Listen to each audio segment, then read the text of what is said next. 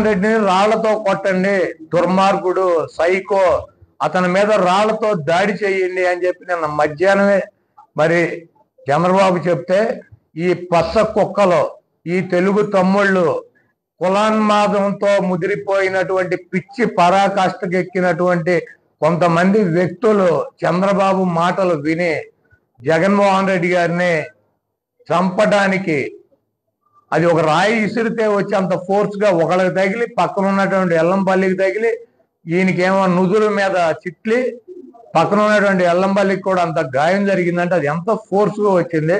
చేత్తో కొడితే ఈ రకమైనటువంటి కార్యక్రమం జరుగుతుందా? రాష్ట్రంలో సంచలనమైన జరుగుతుందని శ్రీధర్ రెడ్డి 10వ తారీఖు ఫేస్బుక్ లో పెట్టుకున్నాడండి.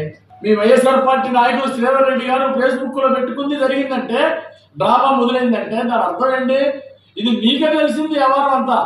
ఈ కుట్రలో భాగం ఇది జగన్మోహన్ రెడ్డి కుట్ర, జగన్ నాటకం.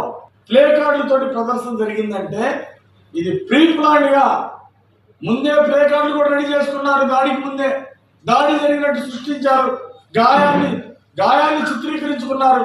అంటే ఓ చిన్న గాడి పెట్టుకుంటే మళ్ళీ ఒకసారి ముఖ్యమంత్రి అవుదామనే ఈ డ్రామాల కోసమే కదా.